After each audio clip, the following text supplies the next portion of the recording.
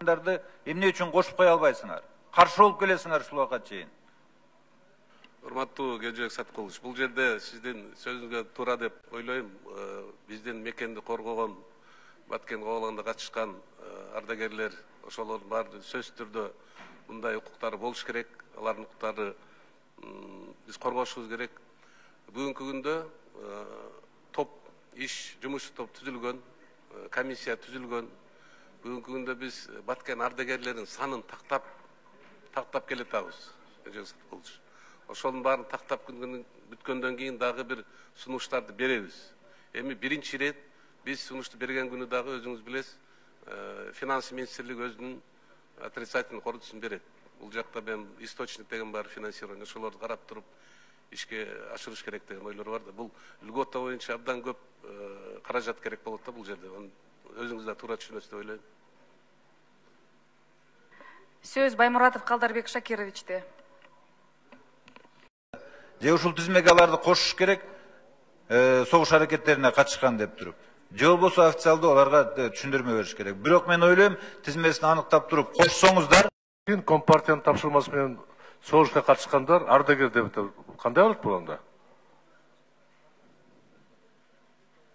Урматтуу Исхак Саматович, сиздин сурооңуз боюнча мен мындай деп жооп айтат элем. Ар кандай саясий чечимдерге карабастан, ошол кездеги өзүнүн өмүрүнө коркунуч келтирип, ошол кезде мамлекетти түптөгөн мамлекетти башкарган коммунисттик партия болчу, ошонун койгон тапшырмасын чын жүрөгү менен аткарган үчүн ошонун заслугасын эске алалы деген ой менен сунуштап атабыз деп ойлойм да. Жок, мен жөнөкөй суроо бердим. Жогорку кеңештин, Верховный Советтин токтому менен мыйзамдан тышкары деген тыюу салынган болчу. Мүлк мамлекетке өтсүн деген чечим кабыл алды. Имарат акчаларды баарын тартып алган. Бүгүн болсо Борбордук комитеттин, Компартиянын Борбордук комитеттин тапшырмасы менен арканда согуш аракеттерге аралашкан адамдарды сыйлуу ардагер катарына кошконсуз. Бул кандай болот?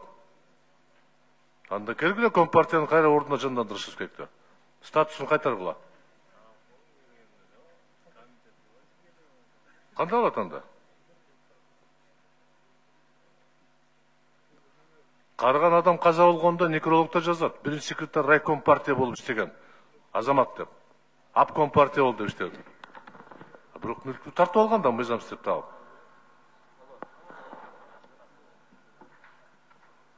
Экинчи суроо.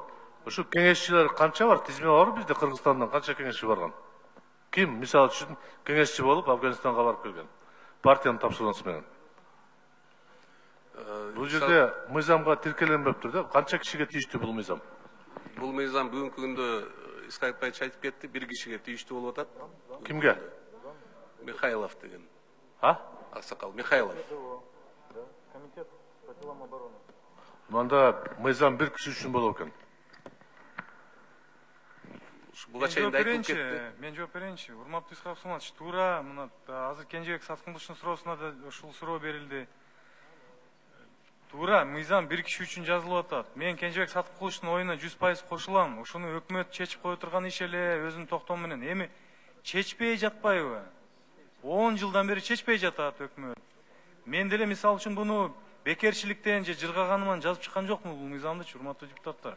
Мени мажбур кылышты. Себеп дегенде ошо коргоо комитеттин жетекчиси катары ал эч жерден чындыкты таппай, аргасыз биздин келе бергенден мен боорум ачыды дагы ушул мыйзамды жаздым. Урматтуу депутаттар.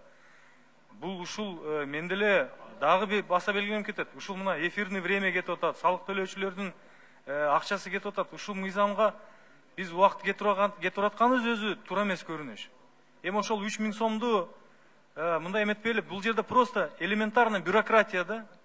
Тияка бар, атаңа бар, энеңе бар деп ошо 10 жылдан бери ошол аксакал аны көрсөңүз ал баягы жаш агып келе бергенден биз просто бизди вынуждать этти ушул мыйзам жазгангачы.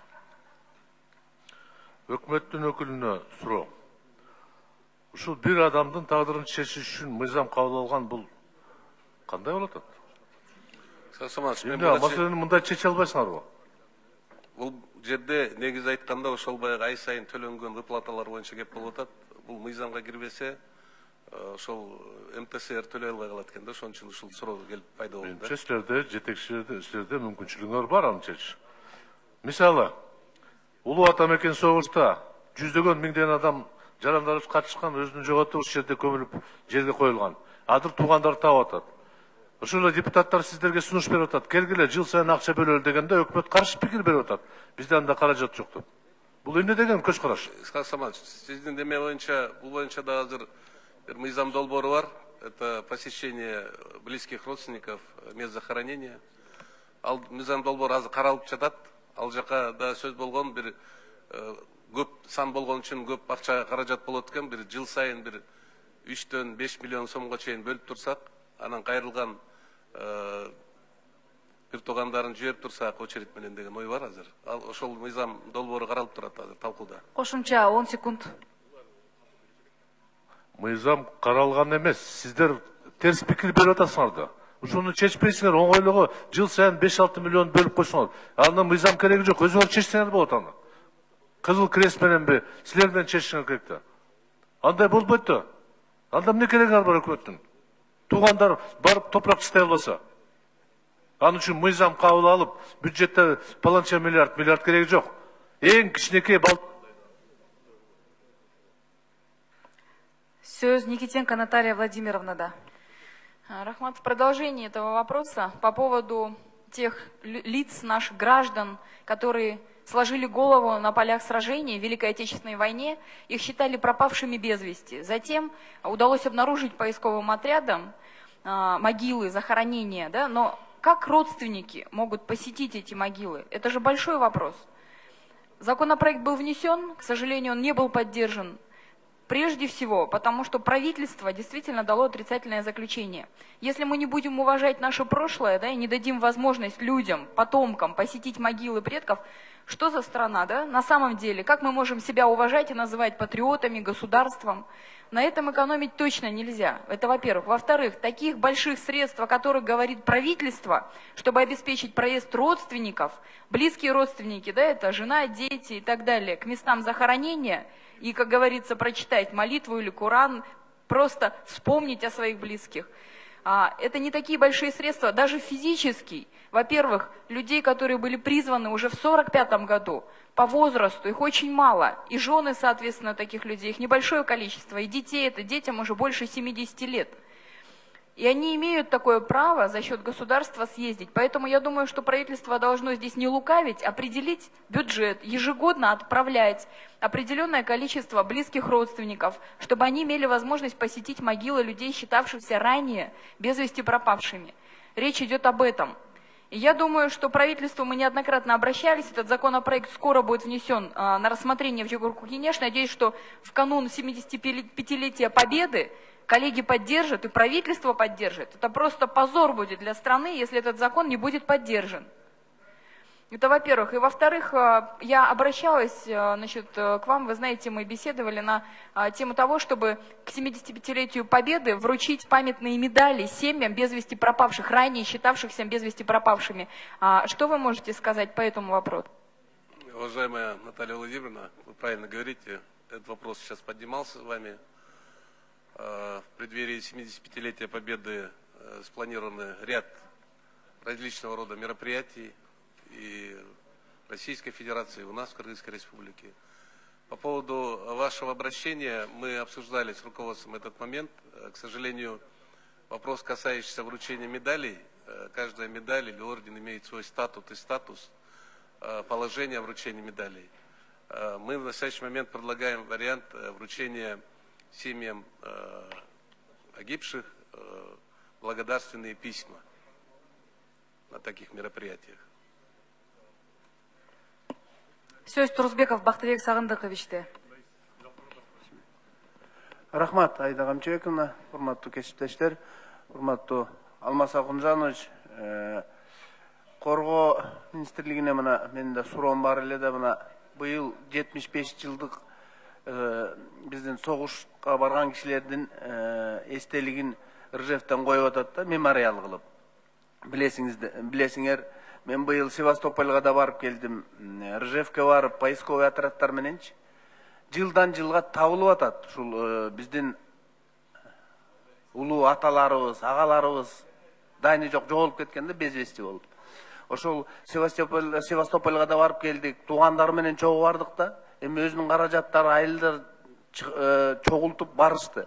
Ушу бюджеттен өзүнчө бир каражат каралсабы, Алмаз Акунжанович, кандай ойлойсуз? Азыр мына андай кишилер деле табылып атат. Күнүгө мына мисалы табылбаса да былтыр мына Аксыдан бир биздин атабыз табылып, Кеминден табылып отурат.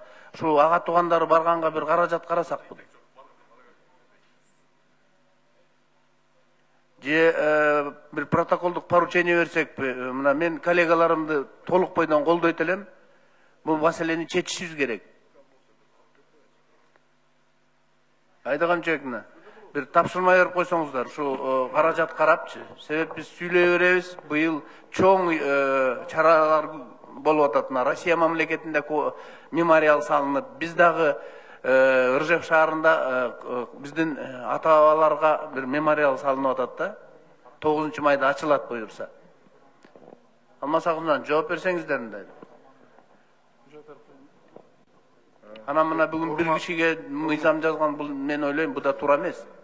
Урматтуу Бактыбек Сагындыкович, биз өкмөт башчысы өзү баш болгон уюштуруу комитети түзүлгөн, ал комитетте тиешелүү жумуштар жүрүп атат. Биз ойлойбуз, бул 75 жылдыкты мындай жогорку деңгээлде маселе өтөт. Тиешелүү акчалар каралган, анан ушул көп сөз болду. Өкмөт буну ар жума сайын тактап талкуулап атышат. Бүгүн да уктуңуз, урматтуу президентибиз айтып кетти, 75 жылдык өзүнүн баягы чоң деңгээлде өтүш керек. Ошондуктан премьер-министр бул маселени өзү жетектеп турат. Мен Исхак Абсаматовичти колдойт элем. Мүмкүн мыйзам болсо мыйзам жазалык, бирок мындай бир жыл эмес, жылда эле барат да, бир эми ага туугандар бир барып келгенге укуктуу да. Өзүңүз билесиз, бул мыйзам азыркы Исхак Айтбаевичке алып кирген мыйзам бул ага тиешелүү эмес. Ушул Исхак Айтбаевич киргизген мыйзамга өкмөт официалдуу өзүнүн корутуусун берди, макул деп. Ошондуктан аны колдоп берсеңиздер. Бул мыйзамды колдойбуз, бирок сиз өзүңүз оюңуз башка мындай ушул кишинин маселесин чечкен жолдору барбы, жолдомосу? Жок, бул мыйзамды өзгөртпөсөк, баягы өзүнүн социалдык төлөмдөр каралган, анан баягы Министрликте берген бюджеттик мыйзамдар бар да, ошого сөзсүз өзгөртүүнү киргизиш керек экен да, только мыйзам жолу менен. Бул киши деле мамлекетим, элим, журтум деп барган да. Ошондуктан мен Исхак Айтбаевич колдойм, бул бир киши болсо да колдошубуз керек мыйзамды. Рахмат.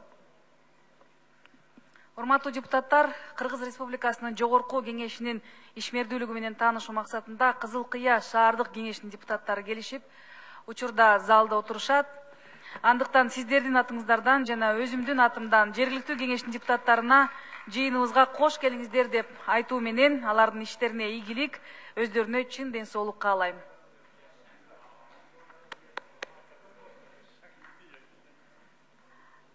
Сөз Кыдыралиев Умбиталы Токтаралиевичте. Рахмат Айда Камчыбековна. Урматтуу кесиптештер, мына 3-окууда келип атат Исхак Айтбаевичтин мыйзамы да. Мен ойлойм, бул мыйзамды колдоп коюш керек деп ойлоп атам да. Анан бунун маанисичи, бир эле киши калыптыр да, партийный советник болуп СССРден барган Афганистангачы. Мен түшүнөм, мааниси жөлөк пулу бир 6.000 сомдун тегерегинде болот экен, бирок кеп адам эмес деп ойлойм да. Бул именно биз ошол кишинин кылган эрдигине, патриоттулугуна, ошол убакта жашаган СССРдегичи ошого баа берүүбүз деп ойлойм да. Бунун көбүнчө бул мындай айтканда духовный жагы бар окшойт деп. Ошон үчүн Исхак Айтбаевич бул мыйзамды алып келип атат. Чын айтканда 2009-жылы мен жеке оюм чоң ката кетирилгенде, закон о ветеранах войны, когда убрали партийных советников. Мисалы, мен Советтер Союзунда служит эткем. Биз Советтер Союзунда служит эткендер барыбыз билебиз. Ошол убактагы иерархияда идеологдордун, партийный советниктердин ошол армиядагы орду боюнчачы. Ошон үчүн мен ойлойм, бул мыйзамды колдоп коюш керек. Именно жөн эле башка маселе менен чечпей, именно мыйзам менен чечиш керек. Бул принципиальный вопрос да. Ошон үчүн биз аларды сыйлайбыз. Ал убакта биз билебиз, Афганистанда идеологиялардын кагылышуусу болгон, бул социалистик менен капиталисттиктин чоң геосаясат болгон. Ошодо биздин аталарыбыз, агаларыбыз биздин баалыктарды колдогонда, ошон үчүн буну колдоп коюш керек. Рахмат. Сөз Бокоев Кенжебек Сатымкуловичте.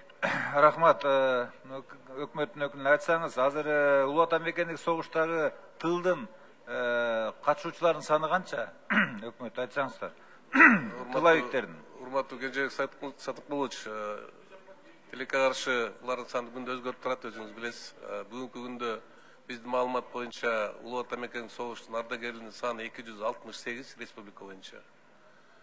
Тылдын ардагерлери 1300 тегерек. Канча? 1300 тегерек. 1300. Эми канча деген биздин ата-энелерибиз ошол убакта тылда иштегендер бүгүнкү күндө труженик тыл анын мүчөсүнө, списогуна кире албай жүрөт, туурабы? Анткени сталинский медаль алгандарды эле киргизебиз деген норма болуп калган. Мына көрдүңөрбү? Эмнеге биз мыйзам кабыл албайбыз? Ошол убакта возрасты боюнча тылда эмгектенгендердин бардыгын ошол сталиндик медали барлар менен теңеп коюуга. Хотя биз билебиз, бардыгы бирдей эле эмгектенген. Бирок медаль алгандар труженик тыла болгон, албагандар болбой калган. Анан кийин азыр тиги ушул маселени мен ойлойм. Карап чыгыңыздар. Алар деле аз калды. 85-90го чыккан.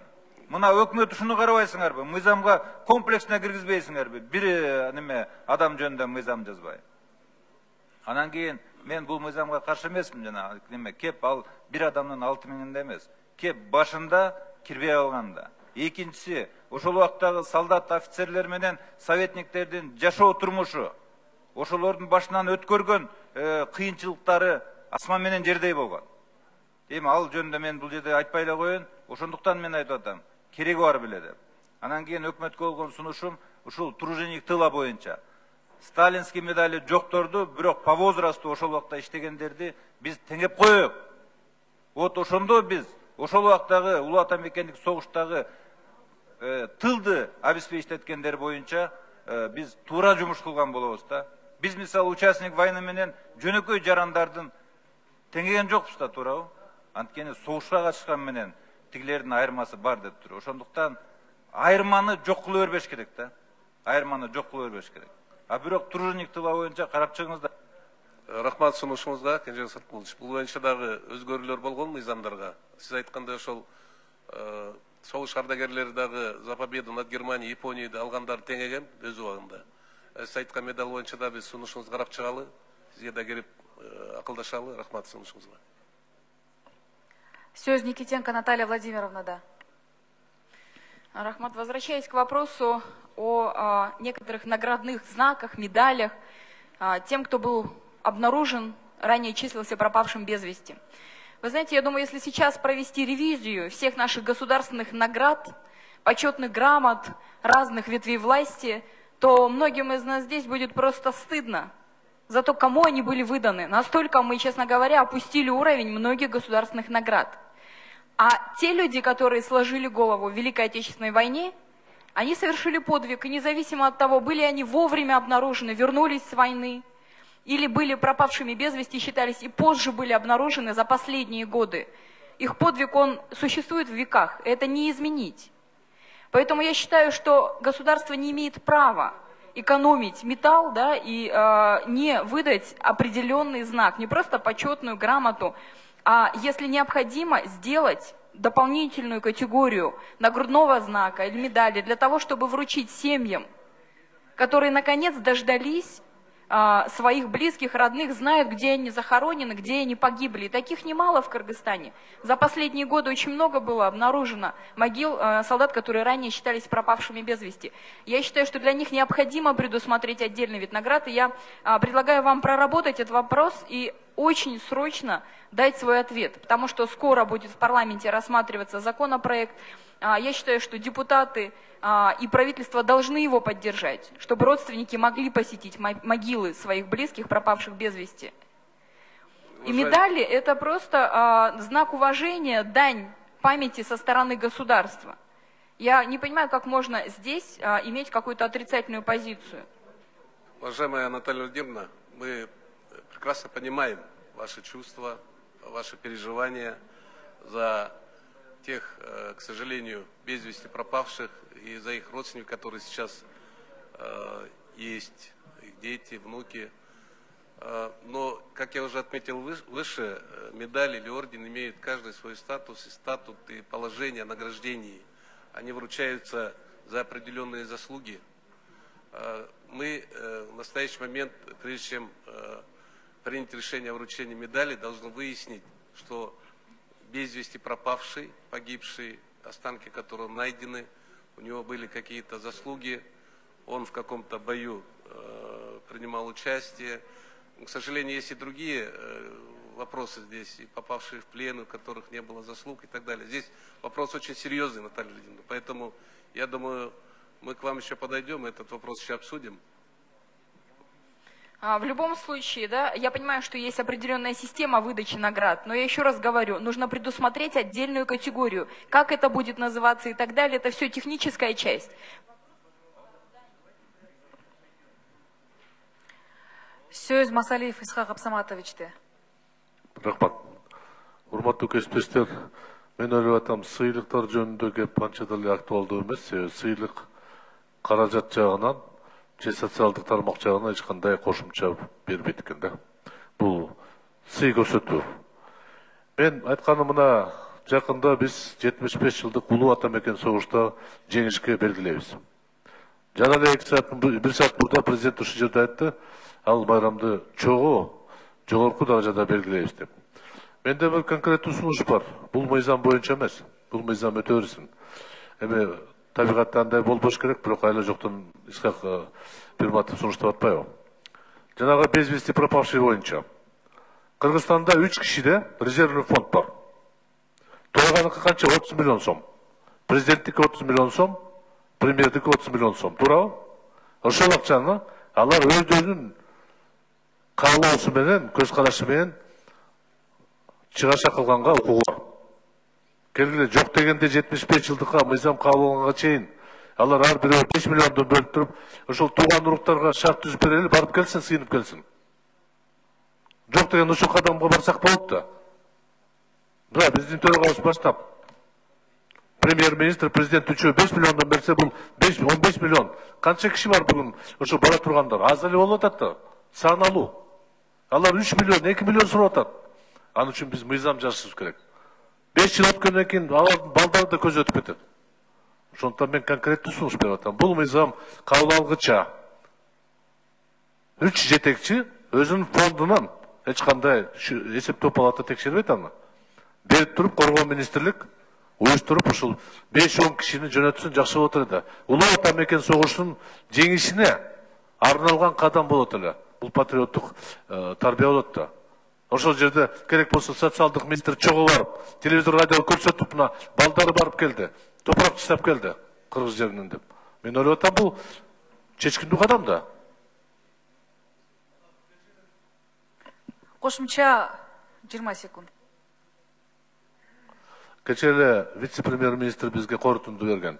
Мазмунусу толук каршы, аягында бирок бул мыйзам долбоорун кабыл алса болот деп Кубатбек Боронов деп кол койгон. Так что бул Абытовго сизге арналып атат. Мен сунушумду карап чыккыла, төрага да сунушту айтсын. Рахмат. Сөз Карашев Алы Азимовичте.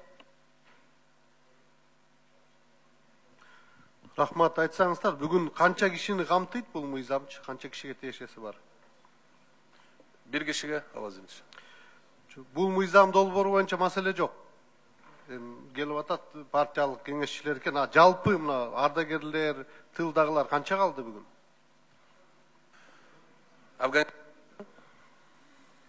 Афганистан боюнча бүгүнкү күндө 5389 киши. Мен суроомду кайталап атам, кийин эме болуп койсоңуздар. Ардагерлер, улуу ата мекендик согуштун ардагерлери, тылда иштегендер канча киши калды бүгүн? Улуу ата мекендик согуштун ардагерлер саны 268 бүгүнкү күндө. Тылдын ардагерлеринин саны 1300. Мыйзам качан кабыл алынган бул? мыйзам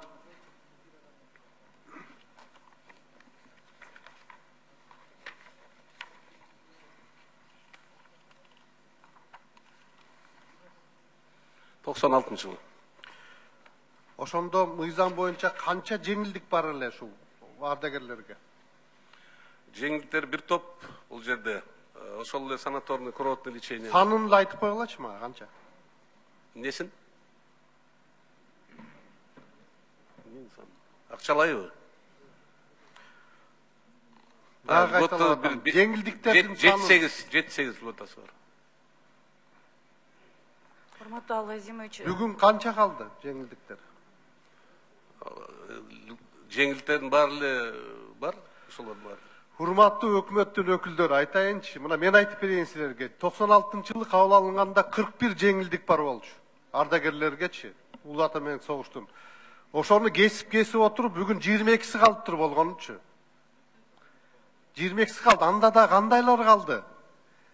Жеңилдиктердин. Телефон өткөзүп берсе бекер. Телефон менен бекер пайдаланса болот. Же болбосо спорттук оздоровительный комплекстерди бекер барып келсе болот. Эң жаш ардагер бүгүн 95-те. Улуу Ата мекендик согуштукчу.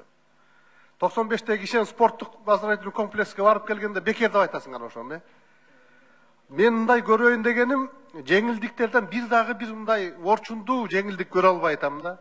Анын көпчүлүгү эле ошол инвалидтерге дагы тиешеси бар экен. Жөнөкөй эле ардагерлер эмес. Ошол жеңилдиктердин бир тизмегин карап чыкпайсыңарбы? Калганы мына 260 киши калды дейт, тылда 1300 киши калды дейт. Ушуларды бир колдоп койбойлубу азырчы? Бир карап чыксаңыздар тизмегин ушунунчу. Мен ушул жөнүндө сөз кылгым келип атат да сиздергечи. Болбогон нерселерди эле. Театрализованный зрелищелерге бесплатно барат деген жеңилдик бар экен. Эмне деген жеңилдик? Ал кайсыга барат ал кишилерчи бүгүнчү? 95-теги кишилер. Анан ушундай бир мындай өкмөт алып келгенде бир эле киши жакшы мына депутатыбыз кийирип атыптыр. Каршылык жок агачы. Бирок силер ушуну бир мындай карап чыкпайсыңарбы бирчи? Баарын максаттуу кылып карап чыгып келсеңер биз колдоп берет элек ушул жерде. Анан мындай кылсаңар күлкүлүү. Кошумча 20 секунд. Мисалы үчүн жеңилдикте бериле турган 6 показатель минимальный, 600 сом берилет деп атат. Бул эмне деген? Мурда бар эле ошол мели советтик деп кетели, кезексиз квартира берилет, Улуу Ата мекендик согуштун катышуусуна деп мисалы үчүн да. Ошого бир чоң нерселерди бербейсиңерби? Азыр болуп атат, разовый болуп атат да. Согунчу байга беребиз 5000 сом, 10 000 сом, же бир машина берет кээ бир айыл өкмөтү, бирок бардыгына система. Алазимович, бул боюнча ай сайын төлөнөт. Ардагерлерге 7000 сомдон, Улуу Ата мекендик согуштун. Афганистерге 6000 сом төлөнөт. Анан берки льготалар боюнча туура айтасыз, мен адашыпмын 41. Андан кийин биз карап чыгалы, сиздин сунушуңуз боюнча бул кайрадан реалдуу кылып карап, жеңилдиктерди көбөйтүп, сунуштарды берели. МТСР менен бирдикте. Суроолор аягына чыкты. Урматтуу өкмөттүн өкүлү Алмаз Ахунжанович, бул жерден бир катар депутаттар жакшы сунуштарды айтышты. Алар боюнча ыкчам чечимдер кабыл алыныш керек. Улуу Ата мекендик согуштун 75 жылдыгына азыр эле келип калат, жакындап калды.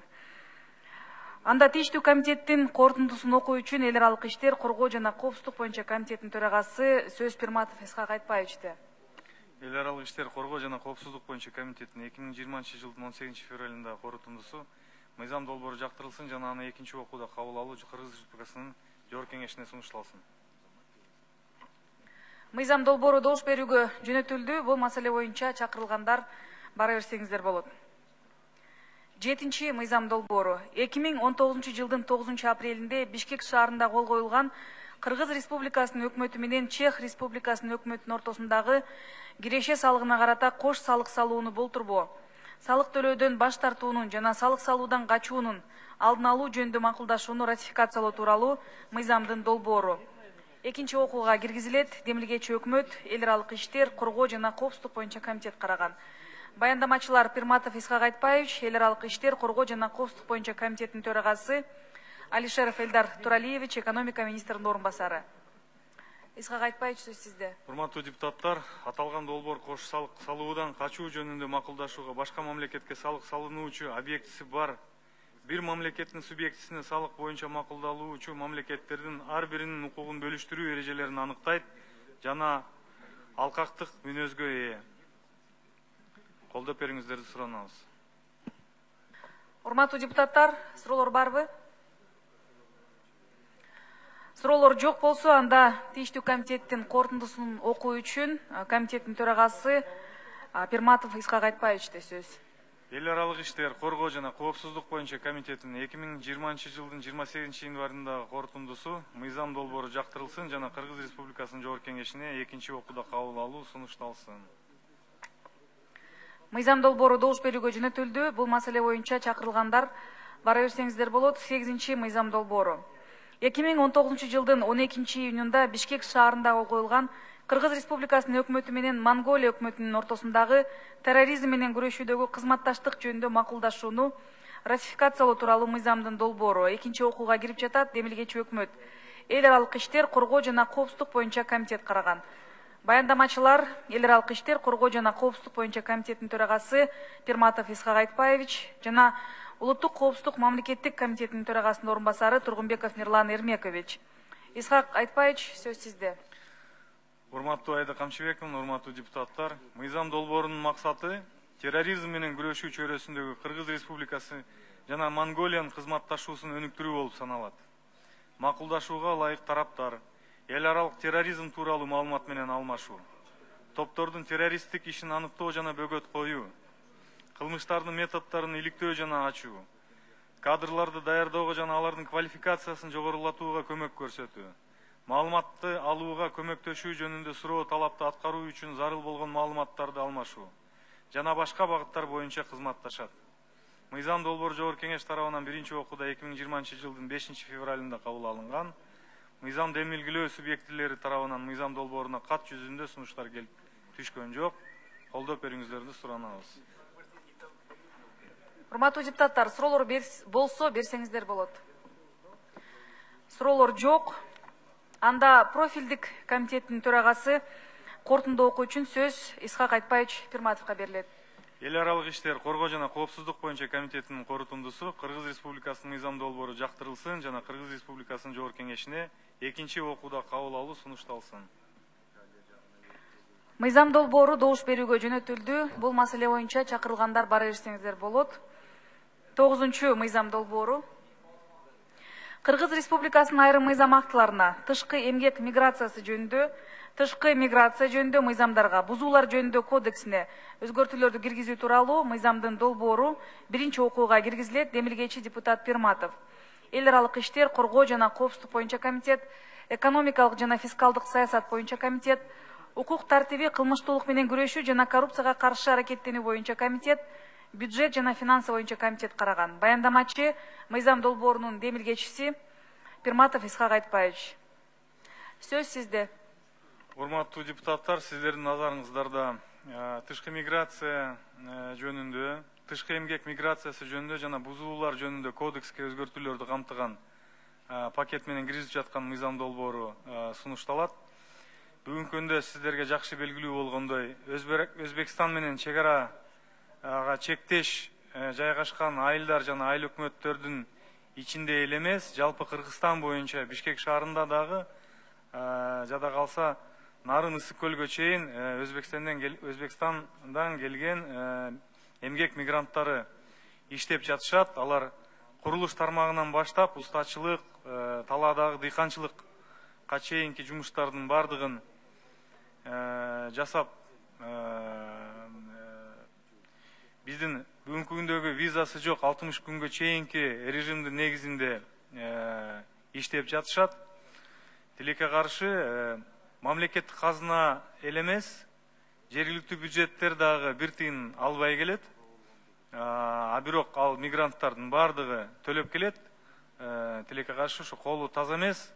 Биздин милиция кызматкерлеринин чөнтөгүнө жана башка тартип сакчыларынын чөнтөгүнө кетип жатат. Жүздөгөн миллион сомдор кетип жатат. Тилекке каршы биз ушул көрүнүштү жөнгө салып, мыйзам талаасын алып чыгып, каражаттар жергиликтүү бюджетке түшсө, ошонун эсебинен жергиликтүү бюджеттер өзүнүн көйгөйлөрүн чечишсе, жолдорун, жарыктандыруусун жана башка каражаттарды, маселелерди чечилгенге багытталган мыйзам долбоор. Биздин орточо эсеп менен 700 миллион сомго чейинки каражатты биз түшүрсөк болот. Биз патент салык инспекциясы, жергиликтүү өзүн башкаруу органдары менен биргеликте эмгек патенттерин берүүнү сунуштап жатабыз.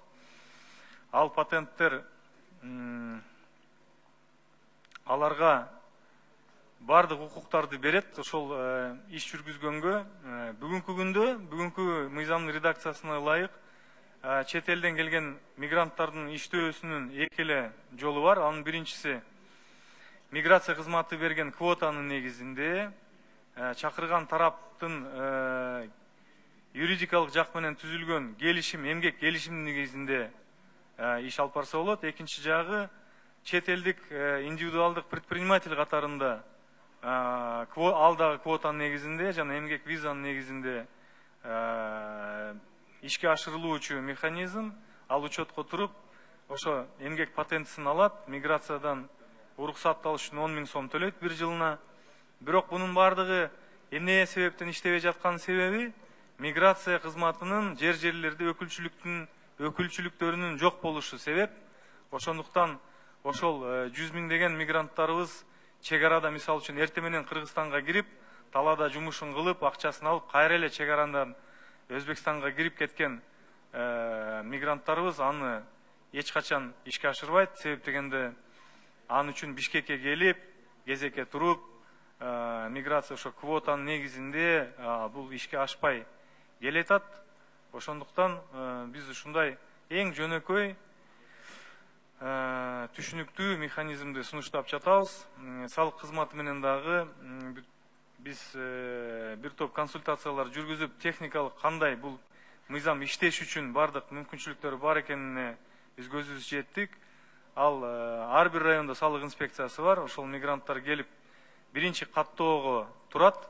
Анан кайсыл айыл өкмөттө иш жүргүзө турган болсо, ошону көрсөтүү менен ошол ал салган биз эми 500 сом деп исходный бир цифраны алдык, бир расчет жасаш үчүн. Аны эми 500 сом болобу, 1000 сом болобу, 3000 сомбу аны өкмөт чечсин деп атабыз. Бирок ошол биз эсептеп чыккан 700 миллион сом ошол 500 сомдун негизинде эсептелип чыкты.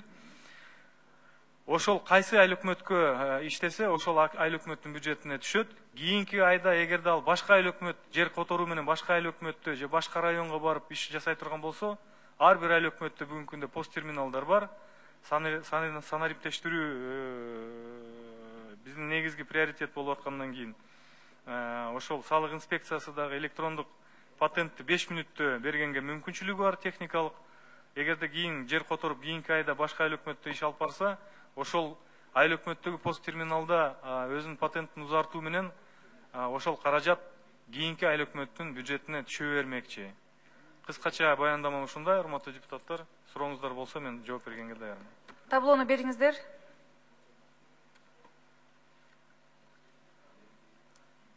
Сөз Сурабалдиева Эльвира Жыргалбековнада. Рахмат, Аида Камчуековна. Айтсаңыздар, азыр Исхак Айтбаевич, азыр ошол биздин чектешкен мамлекеттер менен эмгек мигранттар жөнүндө айтып атпайсызбы? Ошондо болжолдуу түрдө саны канча? Болжолдуу түрдө 150 миң деп жатабыз, биз алдын ала алган маалымат. Ошондо 150 миңге сиз айтып атканда жанакы 10 квота менен ар бирөөсүнө 10 000 сом төлөнөбү бир жылга деп атасызбы? Кандай бул кандайча? Жок, ошол биз киргизип аткан мыйзам негизинде квота жайылтылбайт деп атабыз. Себеп дегенде квота баягы запрос негизинде берилет да. Буларга квота не распространяется. Азыркы күндө булар төлөш керекпи же төлөмдөр жокпу булар үчүн? Чек арага чектеш, маятниковая миграция деген түшүнүк бар. Тышкы миграция жөнүндөгү мыйзамда приграничный мигрант, на них не распространяется квота. То есть они свободно пересекают границу, они на основании безвизового режима до 60 дней беспрепятственно пересекают границу, работают, ничего не платят и возвращаются. А почему они эмне себептен алар төлөбөгөн, мен буга чейин баяндамамда айтып кеттим. Миграция кызматынын өкүлчүлүктөрү бүгүнкү күндө жерлерде жок. Алар Бишкекке келиш керек, 10 000 сомду бул жерде төлөп, кезекке туруп, көптөгөн бюрократиялык процесстерден өтүш керек. Бул иш жүзүндө коррупция болот атта. Эч кандай жок, коррупция ни при чем. Бул жерде Но бул... если вы говорите, что они в Бишкек не хотят приезжать, не Ну, приезжают, какой не смысл? регистрируются, значит, им легче на местах отдавать на руки, грубо говоря, мындай чөнтөктөргө кете турган акча болот атта. Ошону жоготом деген мыйзам негизги эмеси маңызы ошондо да, туурабы? Ачык ошол төлөмдөр ачык төлөнсүн деп, туурабы? Туура. Же мен башкача түшүнүп атамбы? Жок, негизи оюңуз туура, бирок эми коррупция албетте бар, бирок бул жерде мындай да, алар мисалы үчүн Араван районун алайлы, Төмөйүн деген жер бар. Эрте менен чек араны өтүп, ал жерде 5 мүнөттүк иш да, чек арага чектеш айылдар абдан көп, андай айылдарчы.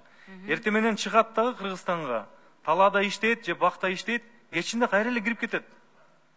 Алар эмелестетиңиз, ошол эрте менен чыгып, Бишкекке келип, ошол уруксатты алып, бүт ошол бюрократияны жасап жүрүшпөйт да. Ошондуктан именно касательно приграничных районов, приграничных мигрантов багытталган мыйзам долбоору да булчу. Ошондо патенттин суммасы канча болот?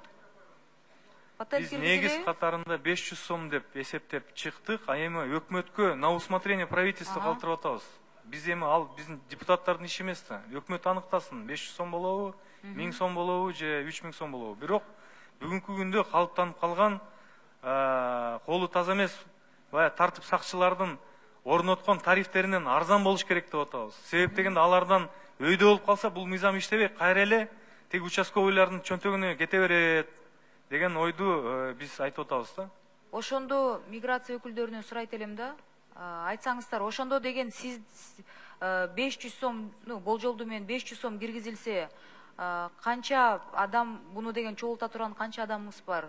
Мисалы түштүктө да негизи бул деген Бишкек, Ош, кайсы Өзбекстан менен чектелген жерлерибиз, Таджикстан менен чектелген жерлерибиз, ошону айтып атабыз да. Эми сурайм, мага сурай бератасыз да, канча адам бар деп. Региональный штаттарыбыз жок бизде бүгүнкү күндө. Азыр өкмөткө сунуш киргиздик, 35 штат бериңиз деп. Эгер бул ушундай мыйзамды налоговый службага патент катары берип атат. Налоговыйдын анда буну налоговый службалар чогулта турбайбы региондордо да? Налоговый служба чогултат, Эльвира Жыгалбековна. Мындай да, миграциянын өкүлчүлүктөрү жок болгону байланыштуу.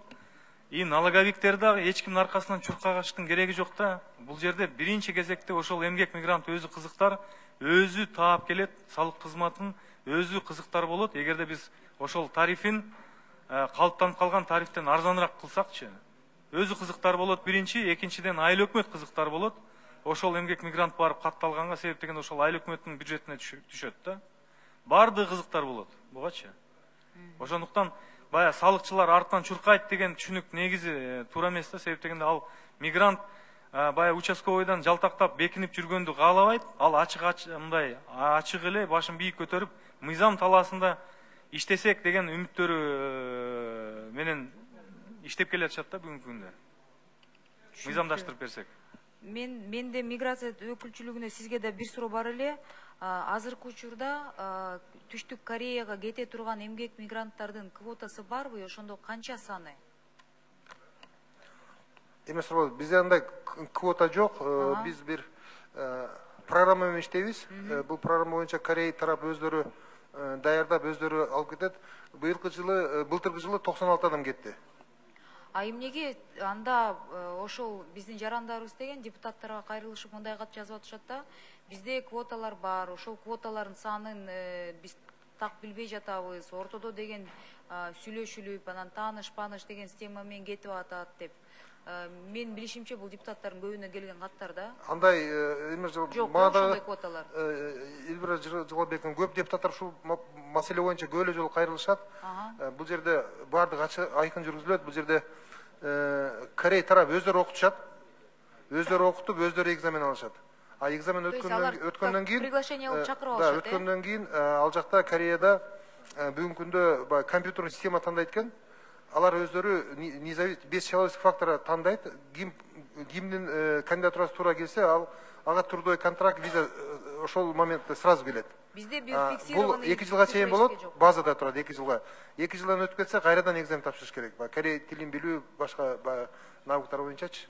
Бұл жерде биздин миграция кызматы такыр аралашпайт. Бұл жерде мындай. Ортодо корейлер өздөрү чакыртып алышат, анан 2 жылдан кийин мөөнөтүн узартышып, кайра Анан экзамен алышып, узартышат экен да. Бул 5-6 жыл мурда бир 400-гө жакын киши жылда кетчиле, анан жылдан жылга бул азайып баратат. Эмнеге? Себеби биздин жарандардын көбү ошол жерде баягы миграциялык мыйзамдарды бузуп, убагында чыгып кетпей, мыйзам бузуу боюнча биздин жарандар бир алдыңкы орунга чыгып атат да, кетпей коюп 3 жыл 10 айдан чыгыш керек.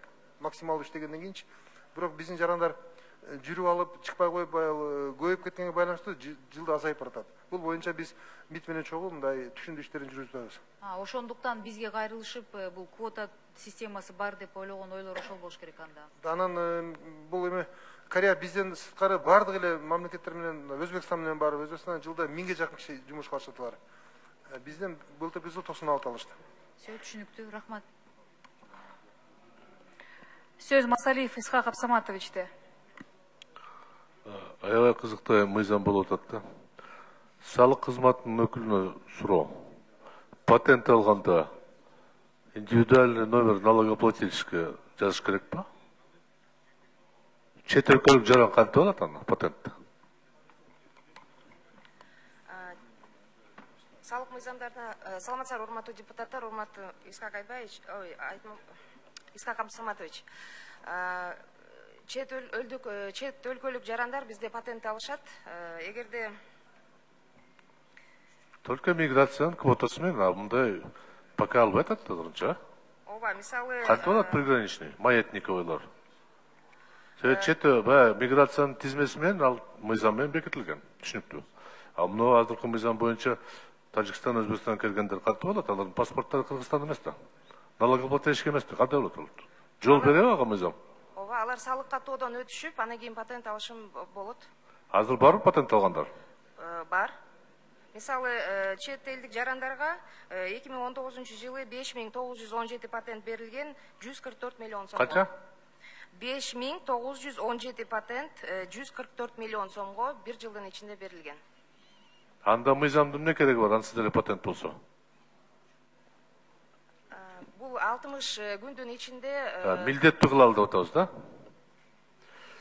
Саны канча болуп атат? Тажикстан, Өзбекстандан келген, күнүгө келип иштегендер, маятниковый миграция. Мен билем, Кадамжай, Баткен областында, Жалал-Абадта ошто келип кетип атат да, туура?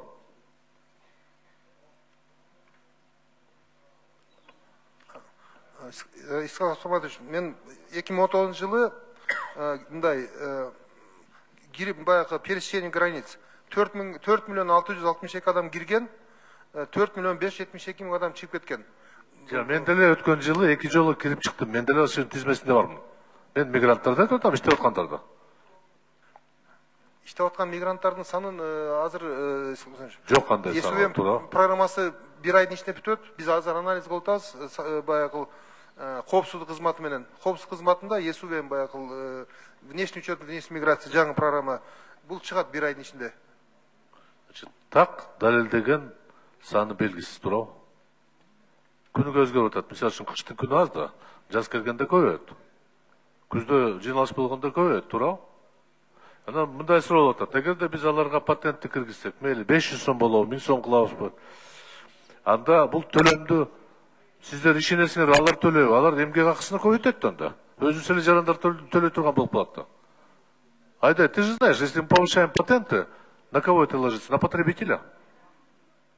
Он же свои цены, расценки увеличит. Кого мы обманываем-то? Эгерде 500 сомго бир күндө тиги Баткенде шал эктирген талаада иштетип аткан болсо, патент киргенден кийин ал 600 сом болуп коет. Анын айырмасы эмне болот?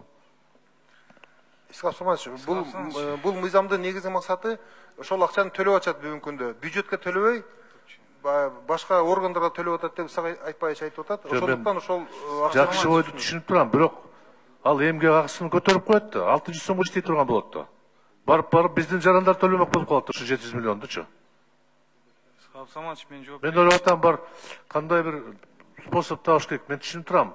Аз болсо да саз деп киргизиш керек.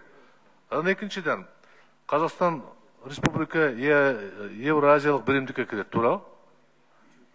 Аларга да патент киргизебиз, туурабы? Евразиялық брендтің мүчө мамлекеттердің жарандары ешқандай жұмышқа рұқсат алып иштебейт, алар өзүнүн аймагында иштегенде эле укукка ие. Кошумча 10 секунд. Демек бұл Өзбекстан, Тажикстан эки мамлекет жөнүндө кеп болот, туура? Мен айткан сөзүмдү эске алсаңар, биринчи, экинчи окууда ойлонгула. Себеби барып өзүбүз төлөй турган болбойлук. Эмгек акысын көтөрүп коет да. Мына налогды иштегенде биз канча патентти көтөргөнбүз, барып потребитель төлөй турган болот атат. Ушуну эске алсаңар. Исхак Саматович, ал бир күндүк эмес, бир айга сунуштап жатабыз 500 сом. Бир месячный. Аны эми ошону айтып коеюн дедим. Сөз Карашев Алы Азимовичте. Рахмат чоң. Эми негизинен мыйзам долбоору менимче бүгүнкү күндө керектүү мыйзам долбоору. Себеби кандай болсо дагы бир кичине бир иретке келтирет деп айтат элем. Ушу маятник миграциянын жок дегендечи. Аз болсо 700 миллион болсо дагы бул мамлекет үчүн чоң акча. Анан бирок менде мындай суроо туулуп атат да, айтсаңыздар, каттоодон өтүп киргени канча болуп атат биздечи? Сиз жана 4 миллион эмес, каттоо кызматына мамлекет. Мен түшүндүм, Алазимович, былтыркы жылы 2000 пагадам айтайын. Баягы бизден расмий уруксат алып иштеген Өзбекстан жарандары сурап атасыздар, туурабы? Расмий уруксат алып иштегендер 2017 жылы 118 адам, 2018 жылы 130 адам, былтыркы жылы 96 адам. Тажикстандан 35, 86, 28. Менде мына маалымат негиздеменде турбайбы ал жерде 314 000 киши кирген 2018 жылы 271 000 Өзбекстандан депчи каттоо кызматынан өткөндө. Бул кайдагы маалымат анда? Бул баягы пункт перехода пограничный чек ара кызматынын маалыматы. Сиз 4,5 миллион деп атпайсыз? Чек ара кызматынын маалыматы боюнча бул пересечение. Канча адам өттү. Бирок алардын ичинен мындай эсептегенде по фамилия эсептегенде 1 миллион 143 адам кириптир бизге, 1 миллион 140 адам чыгыптыр. По фамилия. Бир киши бир жылда 3-4 жолу 5 жолу кириши мүмкүн. 314 000 кайдан алдындан да маалымат? Исхак Айтбаевич жооп берет го. 314 000. Урматтуу депутаттар, бир дагы орган бүгүнкү күндө тилекке каршы так цифраны айта албайт. Канча адам кирди, канча чыкты, баягы общий статистика бар баягы. Чек арачылардын. Эми анын ичинен канчасы эмгек мигрант, канчасы конокко келип кетти тууган уругуна эч кимибиз айта албайбыз. Эгерде ушул мыйзамды кабыл алып берсек, Кудай буйруса, биз так цифра болот. Биз божомол эле алып атабыз. Биз божомолдо эле 150 000 деп атабыз да. Мен суроомду кайталап атам, кечирип коесуз. Урматтуу демилгечи, мен сиз өзүңүз кол коюп, маалымат негиздеме справка обоснование киргизгениңизди эле окуп берип атам. Асмандан алган жокмун. Өзүңүз берген нерсени айтып атам да. Анан экинчи мен айтып кетейин. Эмнени айтып атасыз? Ошонун ичинен канчасы жумуш издеп келип атканы бизде так маалымат жок да, миграция силерде.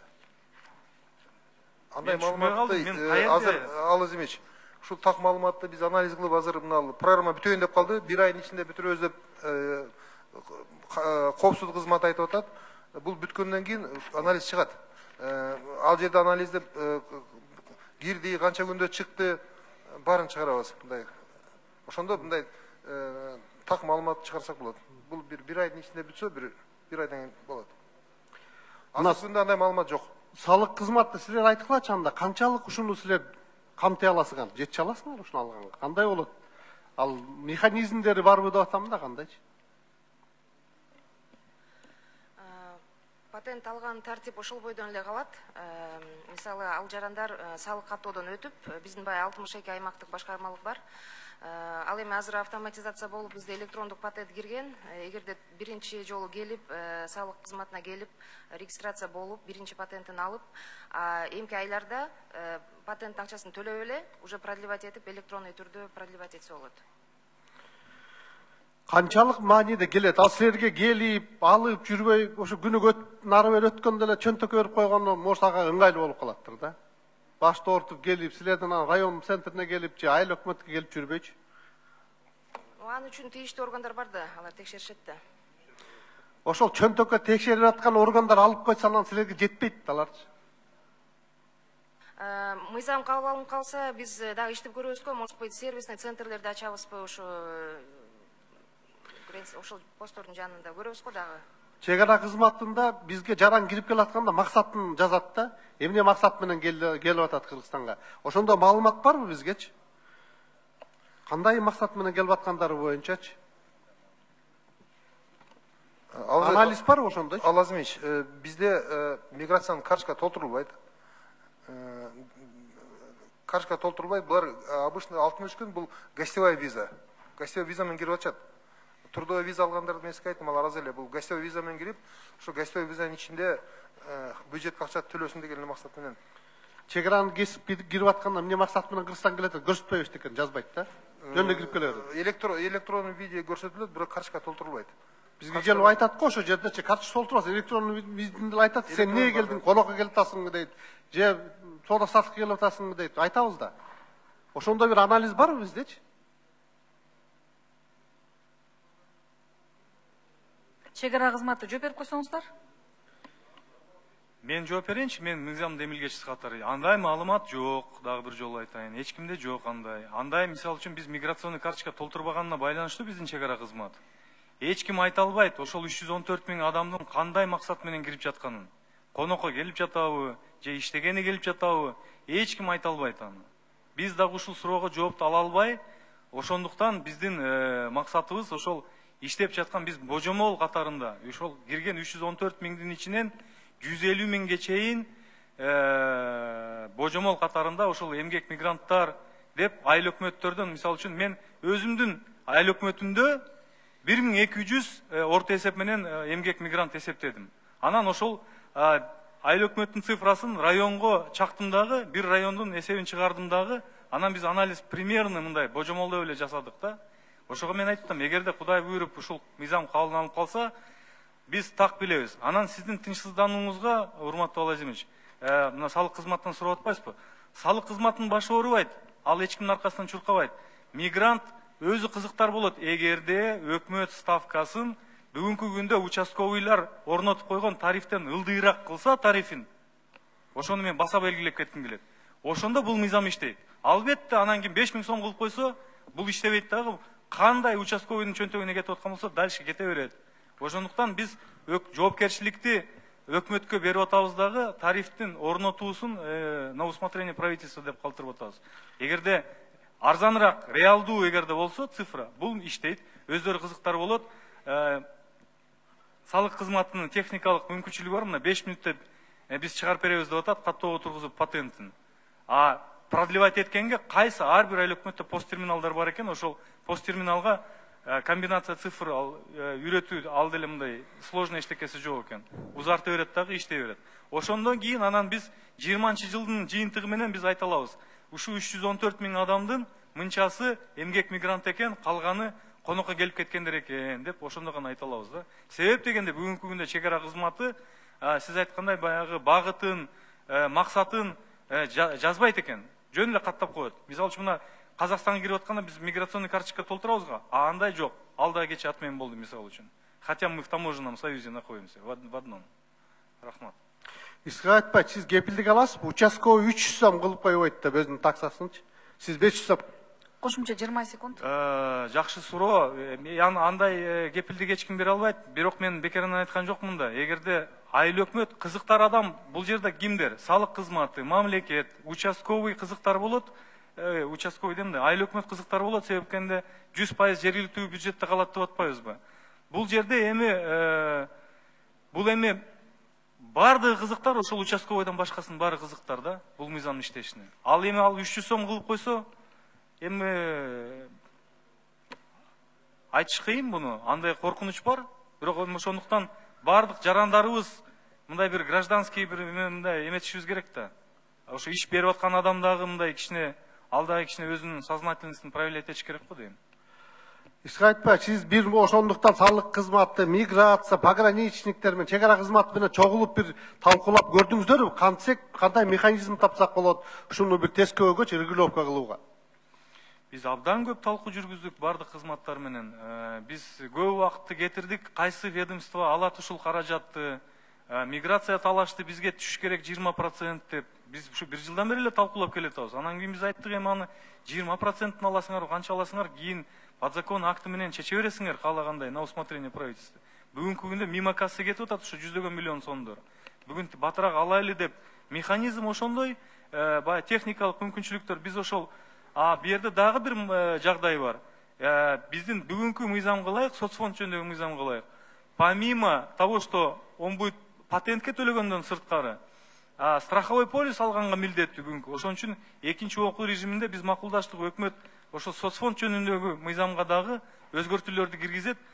Кроме приграничных мигрантов деген өзгөртүүнү киргизүү менен ошондо эч кандай страховой полис алыштын кереги жок. И соцфондко төлөмдөрдүн 3% төлөмүн биз алып салайлы деп ошентип сүйлөштүк биргеликте. Салык кызматтын мүмкүнчүлүгү бар, айыл өкмөттүн мүмкүнчүлүгү бар. Мен ойлойм, мен баягы мигрант деле мыйзамды жүргүсү келет го, каерде жүрбөсүн. Себеп дегенде ошол патент бардык уруксат берүү кагаздарын алмаштыруучу документ болуп саналганына байланыштуу.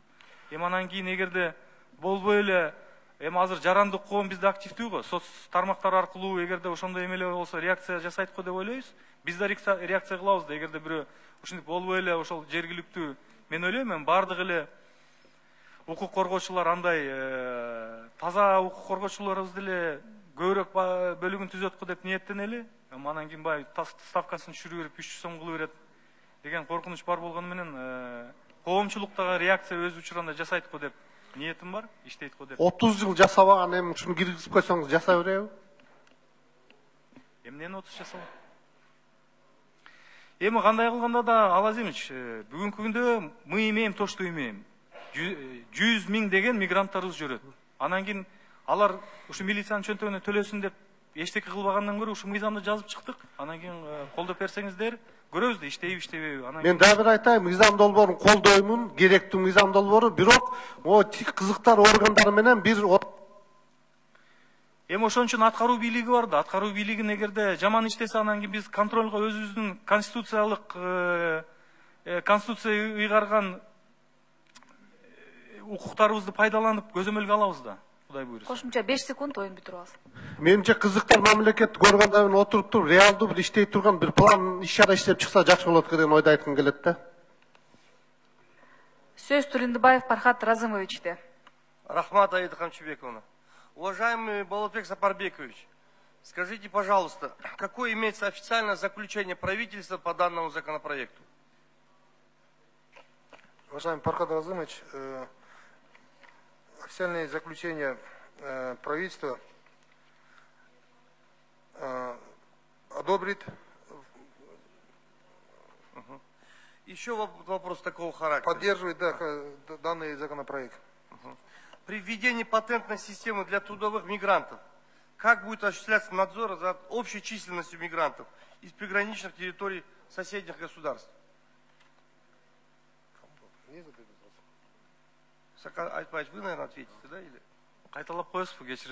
При введении патентной системы для трудовых мигрантов, как будет осуществляться надзор за общей численностью мигрантов из приграничных территорий соседних государств? Как раз таки посредством этого введения патентной системы и будет осуществляться контроль, которого сегодня нет, к сожалению. Сегодня же нет никакого контроля. Вот мы и хотим навести порядок, если будет патентная система. У нас есть общая цифра в 314 тысяч, которые пересекли границу. Но мы же не можем ответить, сколько из них в гости пришли, а сколько из них происходит отток капитала. Деньги уходят за границу. Наши мигранты трудятся в России, а здесь, получается, все наши работы приграничные мигранты выполняют. С введением этого закона и будет контроль, мы будем знать, сколько из них мигрантов. Будет еще один вопрос такого характера? Какой государственный орган будет контролировать? Что контролировать? Вот определять статус мигрантов. Это иностранные граждане или же приграничные трудящиеся мигранты? Какой государственный орган будет это всем заниматься? Критериями. А зачем этим заниматься? Если приграничный, он пришел, он приходит в налоговую инспекцию, встает, как, в смысле, как, а что там нужно? Какой госорган будет и проверять, кто мигрант, получил он патент, не получил, есть у него патент или нет, для каких целей он приехал. Миграционный контроль сейчас за МВД. МВД, конечно. Поэтому вот они же сейчас их шугают и грузят же по полной. Поэтому и они будут проверять. При предъявлении этого патента все вопросы должны быть сняты для участкового. Так они сами заинтересованы, уважаемый Пархат Разанович. Мигранты сами будут заинтересованы приобретать эти мигранты, чтобы не платить. Он же один раз заплатил участковому, второй раз там какой-то полицейский придет, третий раз там техинспектор, четвертый там еще какой-нибудь там, какие у нас, сколько там служб есть. Все, кому не лень же, кошмарят их. Поэтому они хотят, они и просят установить единую систему. Один раз, чтобы мы могли заплатить и легально работать. Вот в чем проблема. Рахмат, мен қолдаймын, аябай керектүү мыйзам. Мен де инициатор кылып койсоңуз жакшы болот эле. Сол инициатор. Рахмат. Биринчи микрофон процедуралык маселе. Айдагым Чайкымовна, суроого жана талкууга чек коюп коюуну сунуштайм. Суроого жана талкууга чек коюу сунушу келип түштү. Урматтуу депутаттар, добушка коем. Добуш бериңиздер.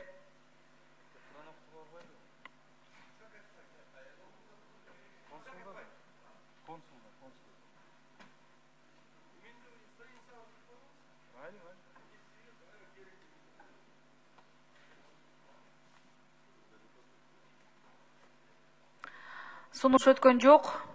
Макул 48, катталды 105 депутат. Чек коюлган жок. Урматтуу депутаттар, 1 сааттык тыныгуу.